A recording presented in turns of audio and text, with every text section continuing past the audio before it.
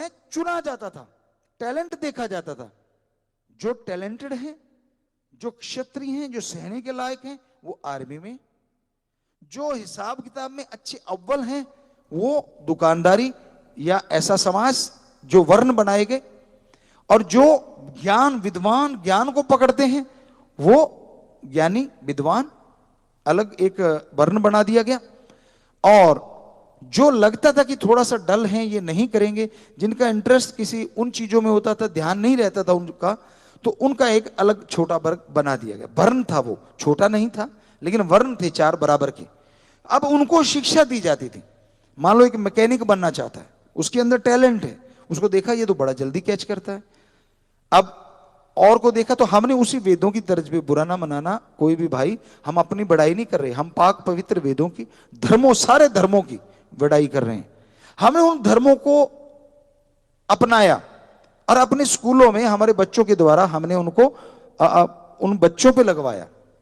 तो क्या हुआ, हम जाते थे, जब ऑफ सीजन कैंप होता था, उस कैंप में, यानी बच्चों का खेलने के लिए कैंप लगाया जाता था, ऑफ सीजन कैंप, उसमें हम जाते थे, जाके देखते थे बच्चों को, बेटियों को, बेटों को, कि कौन सा बच्चे का इंटरेस्ट किस में, उनको भगाना, कई एक्टिविटी करवाते थे। तो उनको वो गेम देते थे कि अच्छा ये इस गेम के लायक है, इस गेम के लायक है, इस गेम के लायक है, इस गेम के लायक है।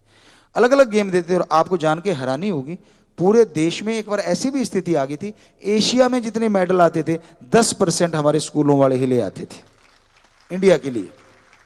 बहुत से प्लेयर हैं हमारे अब भी, लेकिन वो एक अलग ही बात थी। तो हमने वो अजमाया, गुरुकुल वाला तरीका। फिर हमारी बेटियां थी, कॉलेज था, वहां एक बड़े ऑफिसर आए, या डीन कह लो आप, आगे नाम नहीं हम लेंगे। तो वो आए और हमारी बेटियों को हमने शिक्षा दे रखी थी, वही वेदों की, धर्मों की, पवित्र हमारे सारे धर्मों में है वो आए और उनके वो पैर छू रही हैं बेटियां। अब कोई एमए की स्टूडेंट है, या कोई बीएड की है, या कोई बीए की है, या कोई अलग अलग, मतलब कॉलेजों में अलग अलग बच्चे, तो वो पैर छू रहे हैं। और जिसको कह रहे थे कि ये ऐसे सज्जन, वो उन्होंने पता क्या कहा, कहते जी ये आपको सिखाया किसने? वो कहते जी ऐसे ऐसे गुरुजी ने सिखाया, हमारा नाम बताया। कहते मैं मिलना चाहूंगा। वो भी आए और उन्होंने मिले और बात की, उन्होंने हमारे लोगों को बताया, या हमें कहा, हमें अब याद नहीं, पुरानी बात है। कहने लगा कि जी गुरुजी को कहना कि मैं, या आप सीधा हमें ही बात करी, कि मैं दंग हूं। मैं जिस भी कॉलेजों के लिए जाता हूं चेकिंग के लिए, या वहां कुछ भी करने के लिए जाता हूं, तो ये बच्चियां या लड़के नौजवान जो कॉलेज में हैं, वो कहते आ गया गंजा। कहते मैं देखता हूं, किसी ने कहा पता ही नहीं इतने लोग हैं, आ गया टकला। अब उम्र के अकॉर्डिंग हो ही जाता है भाई, ये तो नेचर है। तो कहता कहता मैं दंग रह गया, मैं कौन सी दुनिया में आ गया, यहां की बेटियां मेरे पांव हाथ लगा रही हैं और मैं आशीर्वाद दे रहा हूं। कहता मेरे लिए ये दुनिया नहीं है, ये दुनिया ही कोई और है। अब हम कैसे बताएं कि हमारे वंशज इसी दुनिया में जिया करते थे रे, क्या करें। अब हम उस संस्कृति को छोड़ते जा रहे हैं। तो ये हकीकत है बहनों भाइयों, जो भी आप यूट्यूब पे सुन रहे हो, जो भी आप जूम पे जुड़े हुए हो, कहीं भी कोई सुन रहा है, हम अपनी हकीकत को क्यों छोड़ रहे हैं? जो वर्ल्ड की नंबर 1 संस्कृति है, उससे हम दूर क्यों हो रहे हैं?